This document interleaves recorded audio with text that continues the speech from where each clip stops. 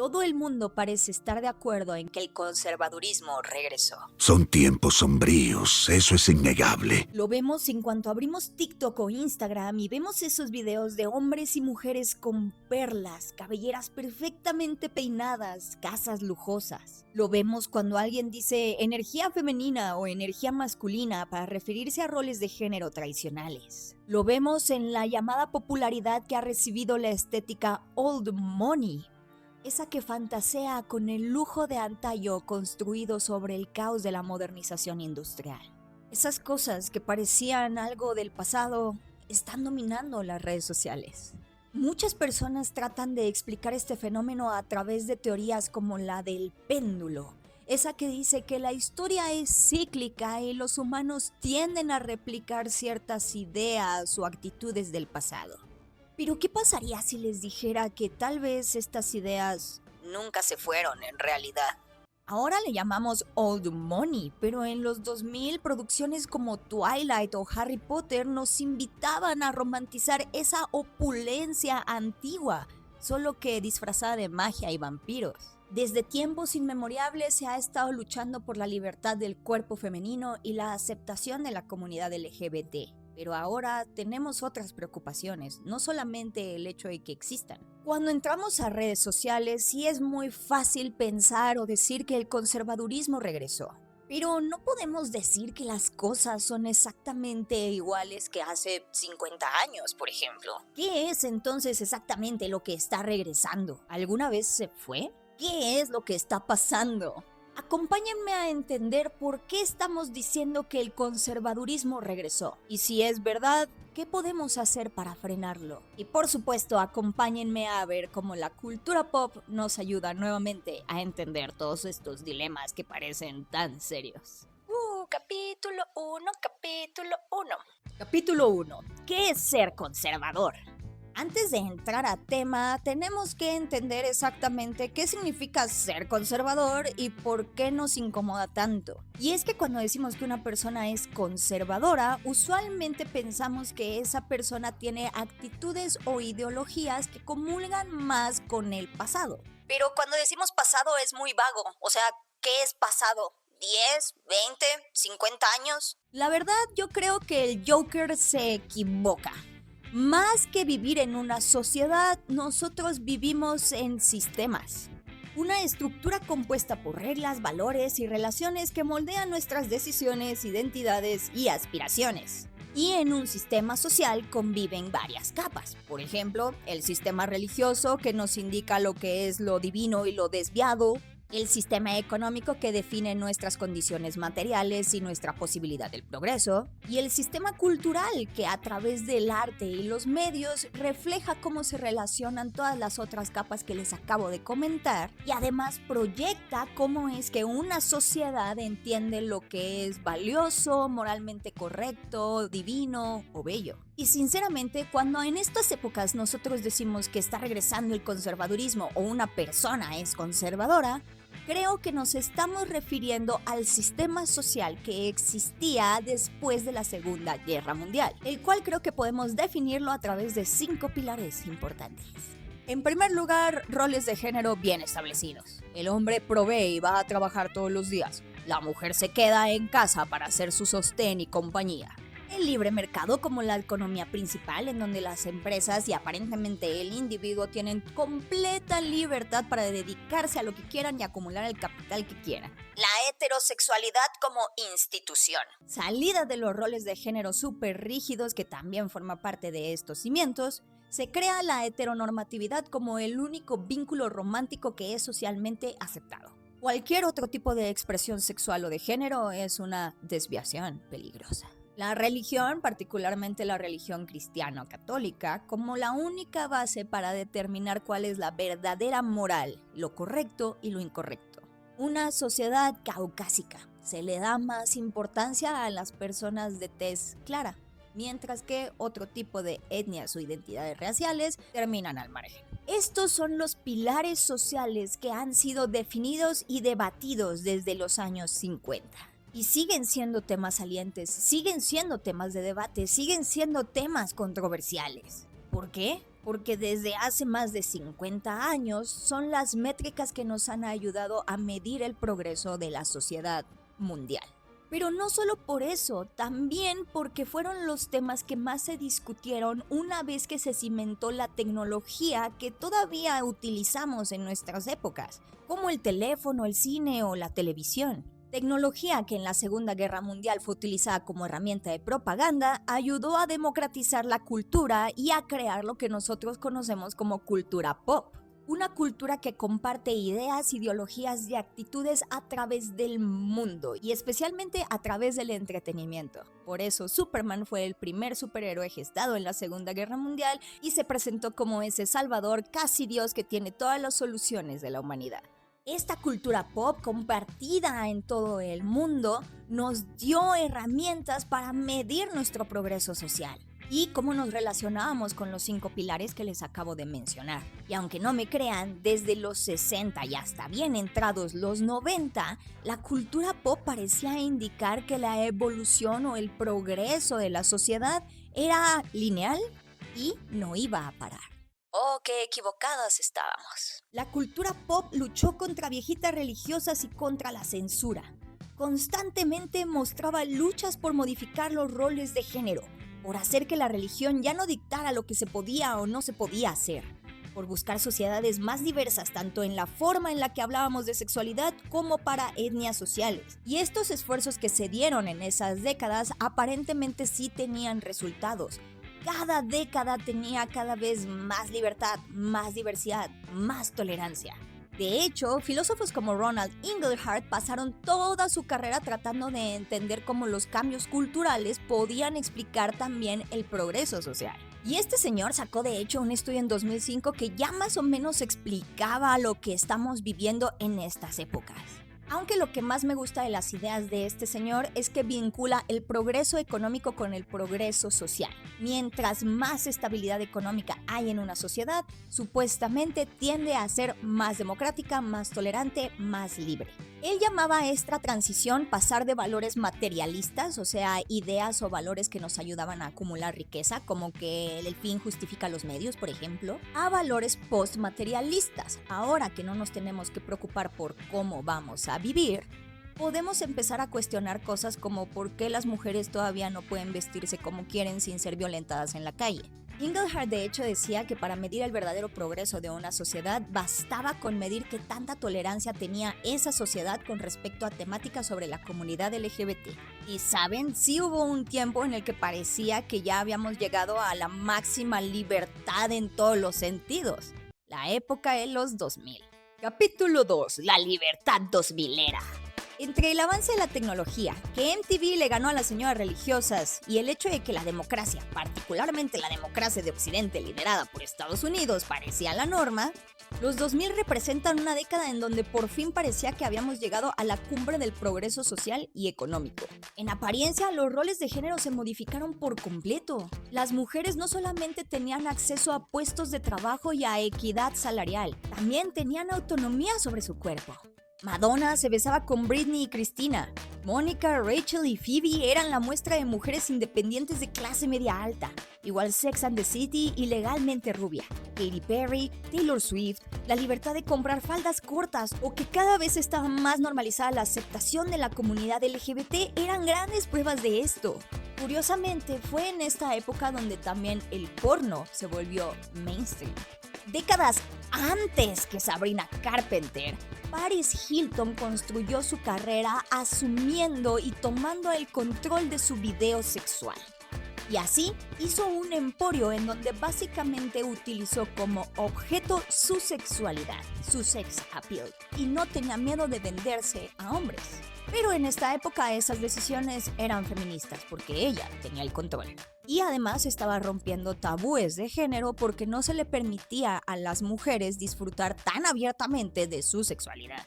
En esa época de verdad sentimos que el futuro ya había llegado. El futuro es hoy, ¿oíste, viejo? Era el inicio de YouTube, Facebook, los iPods, la idea de que podías construir una identidad en línea. El internet ofrecía una ilusión de autonomía, mientras la cultura pop nos convencía de que ya habíamos ganado todas las batallas sociales importantes. Pero la realidad es que toda esa libertad venía con la letra chiquita que no quisimos leer. Y es que había indicios de progreso muy grande, pero el conservadurismo nunca dejó de esconderse en los detalles. Todas las mujeres que les mencioné anteriormente representaban el ideal del cuerpo femenino de hace 50 años. Esbeltas, hermosas, pero ahora también albergando los valores del capitalismo. Capaces, inteligentes, emprendedoras. Mientras tanto, se criticaba todavía a mujeres malvadas como Mónica Lewinsky. Porque una cosa era que te compraras el top súper chiquito de Paris Hilton y otra muy diferente que te metieras con tu jefe, oye. Pero ya también los mecanismos para juzgar a mujeres como Mónica Lewinsky habían cambiado. Ya no era nada más un señalamiento así de, oye, estás haciendo mal. Ahora era a través de chistes y parodias. O la comedia. Definitivamente tenemos que hablar sobre cómo en los 2000 la comedia se consolidó como esa herramienta perfecta para denunciar y renegar del poder. Y la cultura pop en México es un gran ejemplo de eso. En los 2000, el gobierno dejó de tener control sobre los medios de comunicación mexicanos. De repente, cosas como el privilegio de mandar se burlaba directamente de los gobernantes. Facundo, el burro Van Ranking, Adal Ramones, Jordi Rosado y Gabo Ramos. Todas estas personas hicieron su carrera haciendo comedia supuestamente transgresora.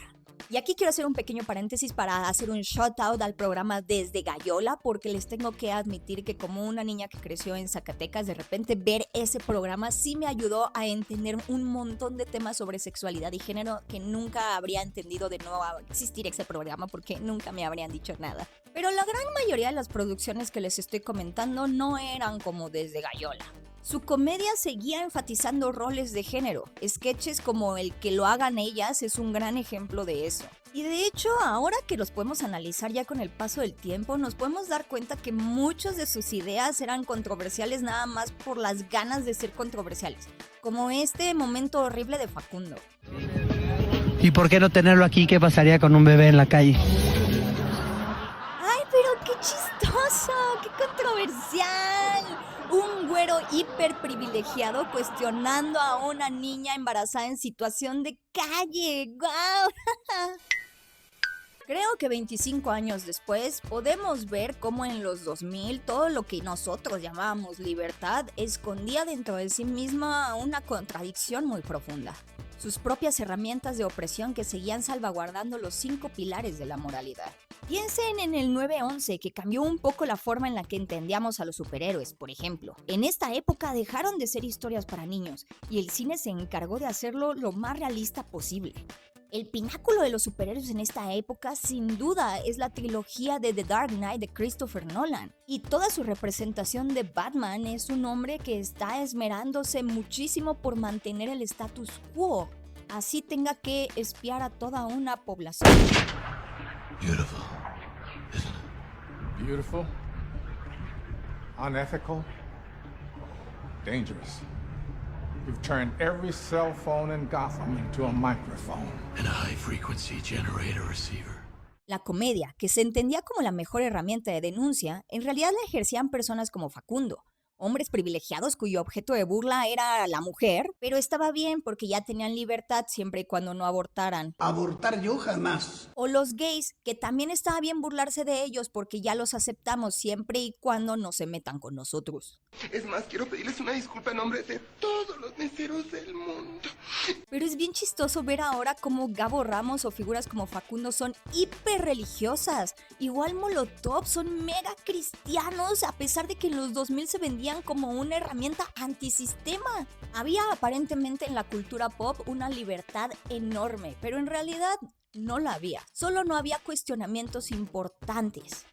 Y cuando hablamos del regreso del conservadurismo, genuinamente creo que nosotros nos estamos refiriendo a regresar a la ideología o a la época de los 2000, donde la estabilidad económica nos invitaba a celebrar la libertad de expresión individual. Y realmente no teníamos que preocuparnos por lo que le faltaba a la sociedad, eso iba a llegar solo, entonces no cuestionábamos casi nada.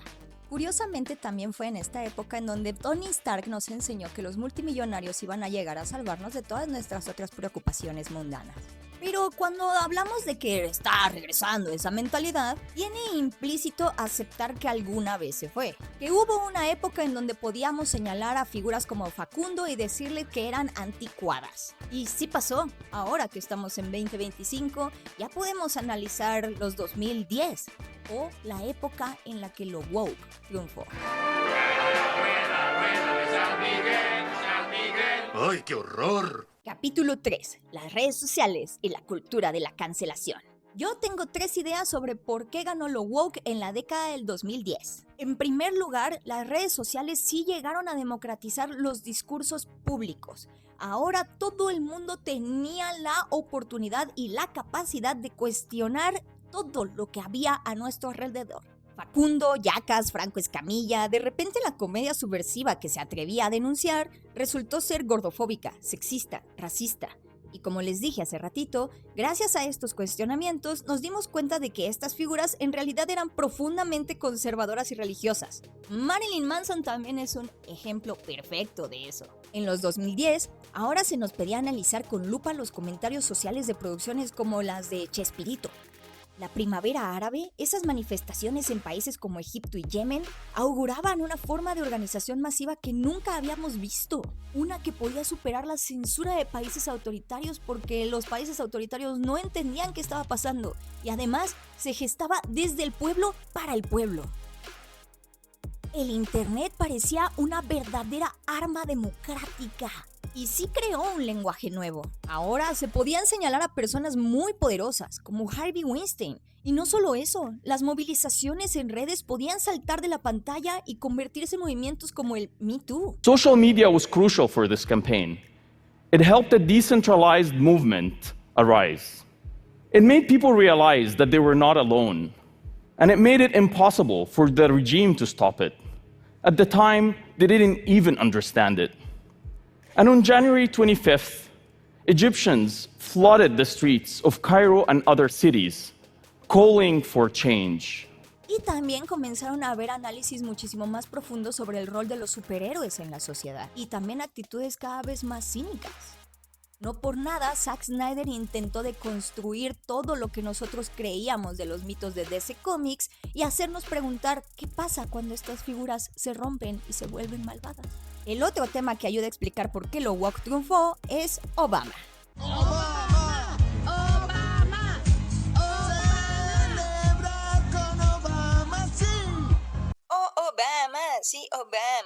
La llegada de Obama parecía de verdad el cambio más revolucionario en la historia de Estados Unidos. Un país definido por su esclavitud y segregación racial hasta bien entrados los 80, por fin tenía a su primer presidente negro. ¿Qué más prueba de libertad y aceptación y tolerancia queríamos? Y en tercer lugar, los gays por fin nos convertimos en el mainstream y dominamos la cultura pop. Ya no solo eran el mejor amigo que estaba al margen, la cuota o el objeto de burla. En esta época fue cuando empezamos a ver a Disney decir que por fin ya iba a tener a su primer personaje LGBT, aunque fuera un momento de 5 segundos. Y miren, eso trajo producciones bonitas, como Heartstopper. Sí modificó también nuestro lenguaje. Ya no nos conformamos con chistes sexistas, racistas, gordofóbicos o xenófobos. Y miren, eso sí modificó nuestras actitudes. Ahora ya no le decimos a los chistes racistas, sexistas o xenófobos como que son transgresores y defendemos que hay el derecho de que los digan. Señores, ya saben bien qué es el abuso sexual y cada vez es menos aceptado, cada vez es más tabú y ya no es tan fácil salir impune de un caso así. Pero ¿saben? Ronald Inglehart también dice en ese libro del 2005 que les mencionaba hace ratito que los cambios no son lineales y pueden ser reversibles. Y también, al igual que en la década de los 2000, muy pronto este nuevo progreso social sacó a relucir todos los problemas que tenía detrás. Capítulo 3.1. ¿Qué pasó con lo woke? I once said, if you want to liberate a society, all you need is the internet. I was wrong. Obama hizo Obamacare, pero nunca logró hacer una reforma congruente con el tema de la migración.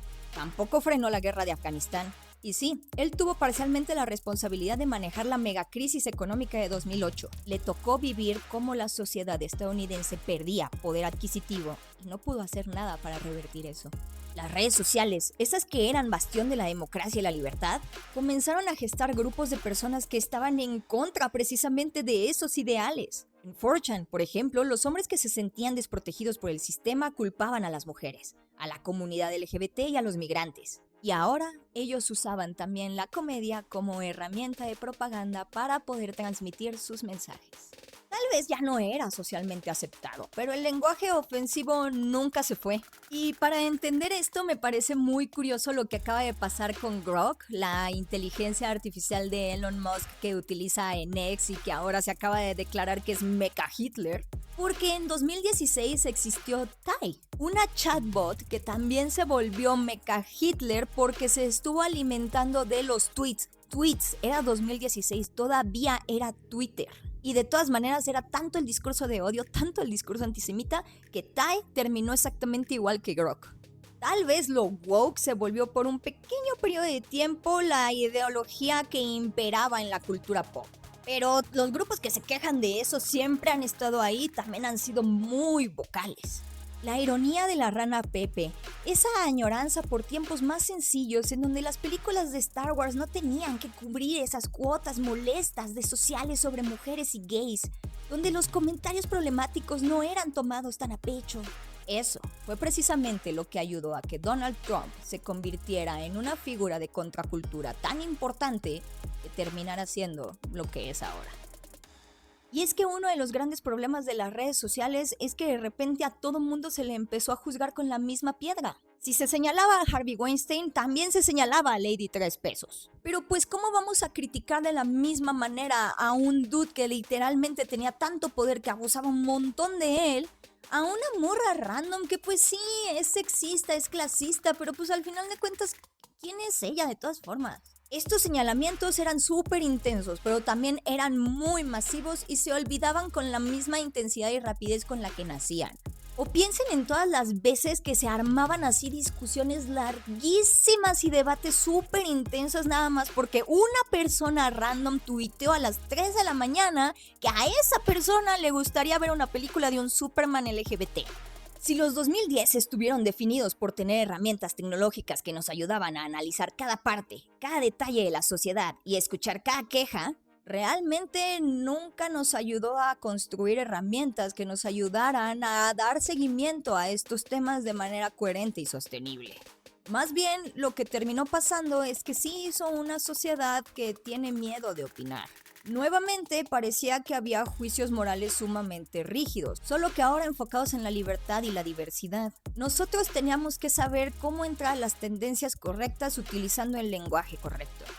La película tenía que tener la manera correcta de representación, el tipo correcto de personajes, el tipo correcto de temáticas. Me cuesta mucho trabajo admitirlo, pero el tonto de Bill Maher tuvo una entrevista bastante interesante con Quentin Tarantino sobre el tema. Ideology is more important than art. Way more, certainly to the awards. Yeah. And it's just, it's like, ideology Right. trumps art. Ideology trumps Terrible. individual effort. Ideology trumps good. Ideology trumps entertaining. There's two kinds of movies, virtue signalers Yeah, and superhero movies. Yeah. Y después del COVID quedó claro que las redes sociales necesitaban matices, porque era muy cansado seguir debatiendo estos temas y tratar de darles una solución a sabiendas de que no tenía solución todavía. Y aquí entra el conservadurismo moderno. Capítulo 4. El auge del nuevo conservadurismo. J.K. Rowling fue de las primeras personas que no se dejó vencer por la llamada cultura de la cancelación, y muy al contrario se benefició de ella. Hay mucha gente que quería defenderla, asegurando que el legado de Harry Potter era muchísimo más importante de lo que ella estaba haciendo o diciendo en internet. Johnny Depp recientemente dijo que él fue un conejillo de indias para el movimiento Me Too. Pero lo que vimos con su caso fue en realidad la prueba de cómo todavía la sociedad está dispuesta a criticar a una mujer porque no es la víctima perfecta que nos dicen los libros de texto que deben ser. Amber Heard también era abusiva, y cada uno perdió su caso en la corte porque el tema era que ya tenía una relación horrible. Sin embargo, lo más importante era defender a Jack Sparrow. Era defender a esa persona que marcó nuestra infancia. y el castigo por ser violentos no ha sido el mismo para ambos. Por otro lado, las grandes empresas cooptaron todos los discursos y controversias sociales, el feminismo, Black Lives Matter, la comunidad LGBT y las 17 veces que Disney tuvo su primer personaje gay en alguna producción, sí, son 17 veces, es un claro ejemplo de eso y también un claro ejemplo de por qué fracasaron y la gente se hartó. Actualmente vivimos en una sociedad que ya puede ver la hipocresía empresarial, pero también se acaba de dar cuenta de otra cosa, que no existen personas con morales perfectas. En el canal pueden encontrar varios videos analizando el caso de Carla Sofía Gascón porque a mí me parece un ejemplo perfecto de esto. Una mujer que pertenece a un grupo vulnerable y que sin embargo no tiene reparo ni problemas en ser violenta con otros grupos vulnerables. Y la empresa que pagó por empujar a la primera actriz trans en ser nominada a los Oscars no supo qué hacer porque pues creía que lo woke era igual en todo el mundo. Esta nueva época sin duda nos dio nuevos estándares sociales, un nuevo lenguaje y eso es un avance importante. Pero ante la falta de herramientas alternativas estables y al hecho de que los movimientos sociales realmente no se dan de una manera homogénea, sino que se benefician a unos pocos mientras siguen oprimiendo a otros, fue imposible crear un cambio real. Hoy, más que en otras épocas del mundo, podemos ver cómo los cambios sociales, los cambios en ideología, los cambios en la forma en la que vemos la cultura pop, no necesariamente vienen acompañados de cambios institucionales o de reformas políticas. Al contrario, la llegada de Donald Trump al poder por segunda vez, cuando Elon Musk compró Twitter, la forma en la que Harvey Weinstein y P. Diddy han sabido moverse en las cortes con tecnicismos legales para obtener su libertad, son muestra de que los cambios no llegan solamente con memes, tendencias y buenas intenciones. No solo eso, la manera en la que la comedia y la ironía están siendo utilizadas para mejorar la imagen de P. Diddy y Donald Trump y hacernos sentir más empatía con ellos, han mostrado cómo esas herramientas que parecían de denuncia en realidad se pueden utilizar para cualquier interés, nefario o bueno.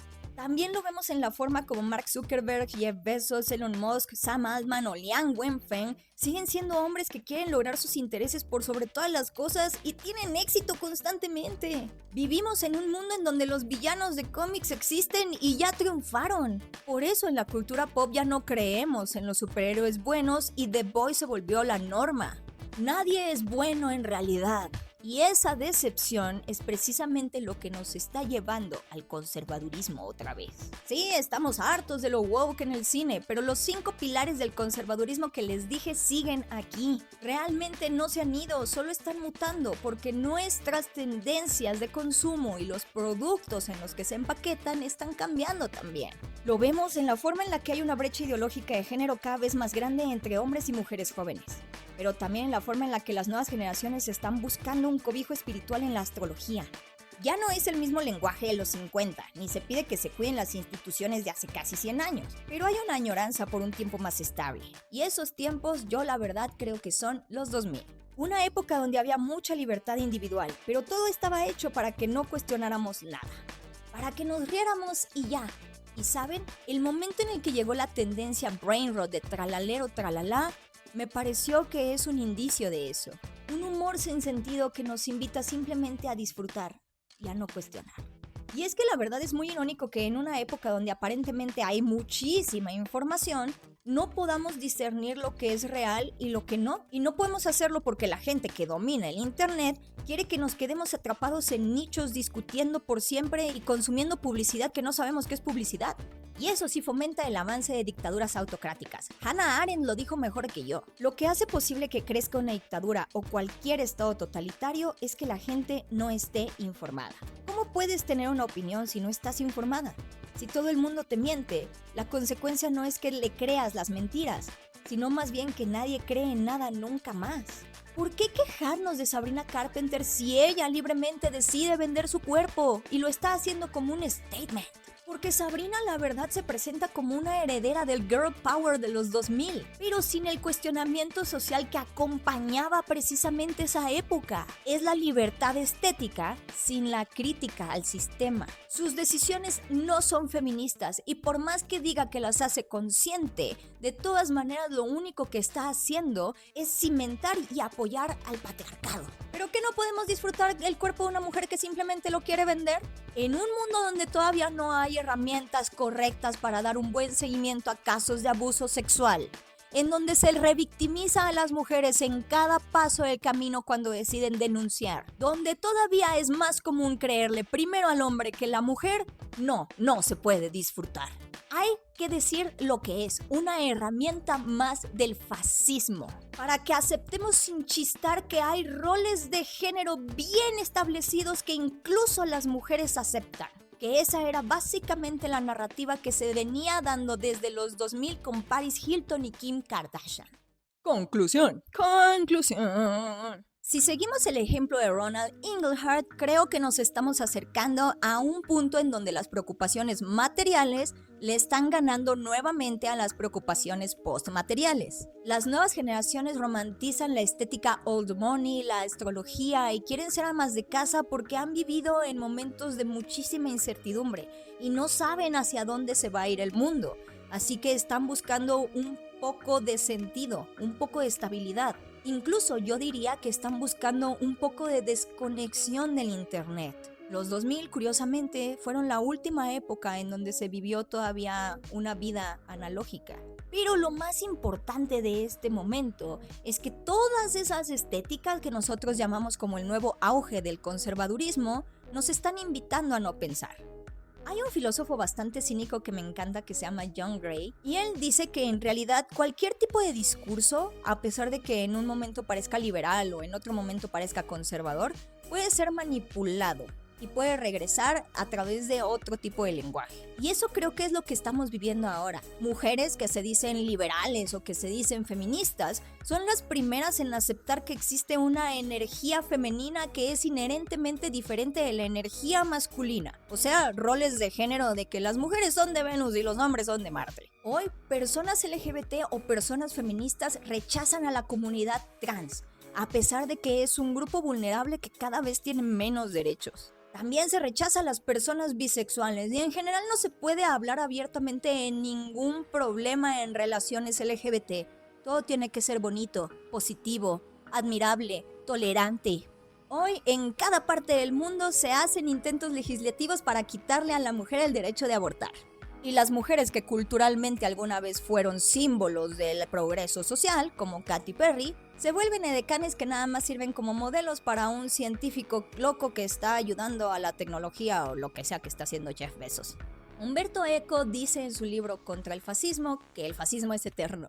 Y lo es porque es un movimiento que es especialista en cooptar discursos y volverlos parte de sus herramientas. Siempre, en donde hay un enemigo, en donde hay un chivo expiatorio, en donde hay una añoranza por tiempos mejores, en donde nos dicen que hay gente que merece vivir más que otra, se esconden esas ideas. Sentimos que estamos retrocediendo o que el mundo avanza de forma cíclica porque sí, seguimos discutiendo los mismos temas que hemos estado discutiendo hace casi 90 años. Y de repente es bastante aterrador ver cómo ciertas ideas regresan, como lo de la energía masculina y femenina que les decía. Pero últimamente pienso que si no hay un cambio institucional o reformas políticas, es difícil que el cambio cultural de verdad permee en una sociedad.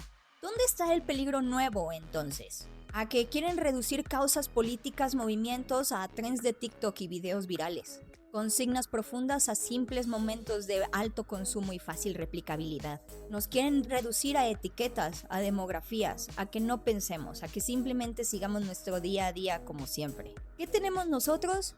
El poder de vivir día a día cuestionando lo que hacemos y cómo podemos hacerlo mejor. No necesitamos nostalgia, necesitamos memoria y memoria crítica. Porque el conservadurismo no está regresando, siempre ha estado ahí esperando a que bajemos la guardia y la estamos bajando.